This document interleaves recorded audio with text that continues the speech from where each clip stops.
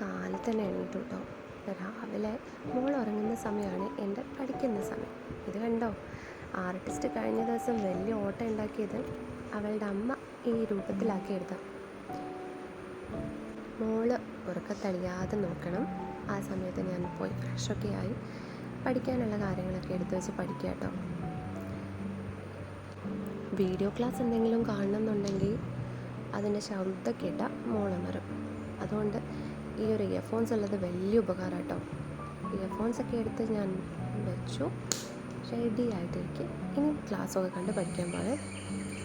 Class കഴിഞ്ഞാൽ പിന്നെ എനിക്ക് ഒത്തിരി ഇഷ്ടമുള്ളൊരു കാര്യമാണ് ഹസ്ബൻഡിൻ്റെ വീട്ടിൽ എപ്പോഴും ചെയ്യുന്നൊരു കാര്യം, രാവിലെ കുറച്ച് നേരം ഇങ്ങനെ പുറത്ത് വന്നിരിക്കും. നമ്മുടെ ഫ്രീ ടൈമിലാണ് കേട്ടോ. മനസ്സൊക്കെ നല്ല റിഫ്രഷ് ആവാൻ ഇത് ഏറ്റവും ബെസ്റ്റ് മെഡിസിനാണ്. അങ്ങനെ ഭക്ഷണമൊക്കെ കഴിഞ്ഞു.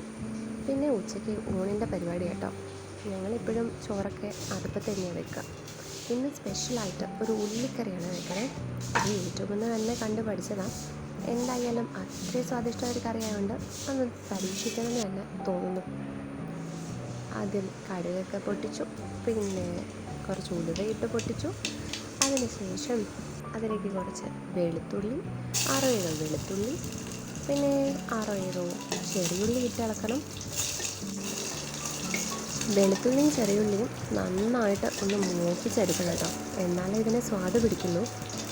അപ്പോൾ ഈ ചെറിയുള്ളി ഞാൻ എണ്ണിപ്പെറുക്കി എടുത്തു കേട്ടോ. 7 ചെറിയുള്ളിയുണ്ട്.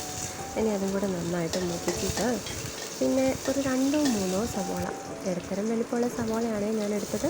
നന്നായിട്ട് നീളത്തിൽ സ്ലൈസ് ചെയ്തെടുത്തു. ഈ സ്ലൈസിങ് എനിക്ക് ഭയങ്കര ഇഷ്ടമുള്ള കാര്യം കേട്ടോ. സ്ലൈസിങ് മാത്രമല്ല, വെജിറ്റബിൾസ് എല്ലാ രൂപത്തിൽ കട്ട് ചെയ്യുന്നത് എനിക്ക് ഒത്തിരി ഇഷ്ടമുള്ള കാര്യം. അപ്പോൾ ആരെവിടെ അങ്ങനത്തെ പരിപാടി ചെയ്യുന്നുണ്ടെങ്കിലും ഓടിച്ച് ഞാൻ ചോദിക്കും, ഞാനത് ചെയ്യട്ടെ എന്ന്. അടുക്കളയിൽ വേറെ പരിപാടികളൊട്ടും എന്ത് ചെയ്യുന്നതിനെക്കാട്ടിലും എനിക്ക് ഏറ്റവും ഇഷ്ടമുള്ള പരിപാടി കേട്ടോ ഈ സ്ലൈസിങ്ങും കട്ടിങ്ങും ഒക്കെ. അങ്ങനെ ഉള്ളി നന്നായിട്ട് വഴറ്റിയെടുക്കണം കേട്ടോ.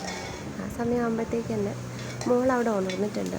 അപ്പോൾ ഉണർന്ന് വെളിയൊക്കെ വന്നു. അവർക്കൊന്ന് പുറത്തൊക്കെ പോയി ഇത്തിരി കളിച്ചിട്ട് വേണം കുളിക്കാനും പറ്റും. പിന്നെ കുളി കഴിഞ്ഞാൽ സൂപ്പറായിട്ട് ഒരു ഉറക്കം. അപ്പം നമ്മുടെ പാചകം, ഞാനതിലേക്ക് പാകത്തിനുള്ള ഉപ്പിട്ട് കൊടുത്തിട്ടുണ്ട് കേട്ടോ. എൻ്റെ ഉപ്പിടലൊക്കെ ഒരു മനസ്സളവാണ്.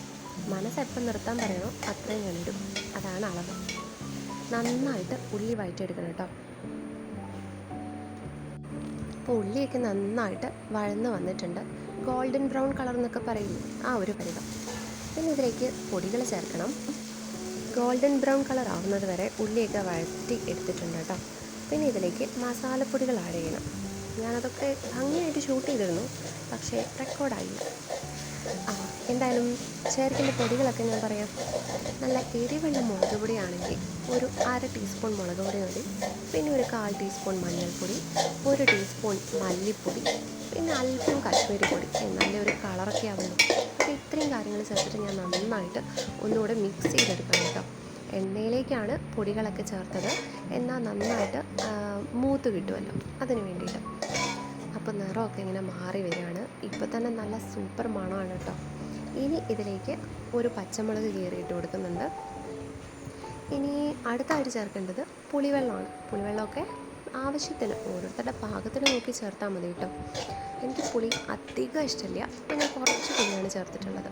അങ്ങനെ ഞാനതൊക്കെ മിക്സ് ചെയ്ത് വെച്ചിട്ടുണ്ട്. ഇനി പുളി എന്തെങ്കിലും കുറവുണ്ടെന്ന് തോന്നുകയാണെങ്കിൽ നിങ്ങളുടെ പാകത്തിനനുസരിച്ച് ചേർത്ത് കൊടുക്കുക. ഇനി ആവശ്യത്തിന് വെള്ളം ചേർത്ത് കൊടുക്കുക. കറി ലൂസാവണമെങ്കിൽ അങ്ങനെ, അല്ലെങ്കിൽ കുറച്ച് ഒഴിച്ചാൽ മതി. പിന്നെ എൻ്റെ ഒരു ആഗ്രഹത്തിന് ഞാൻ കുറച്ച് വെള്ളം ചേർത്തിട്ടുണ്ട്, എല്ലാം കൂടെ ഒന്ന് ബാലൻസ് ചെയ്യാൻ വേണ്ടിയിട്ടാണ്. ഇനി കറിവേപ്പിലയിട്ട് ഗാർണിഷ് ചെയ്യണോ.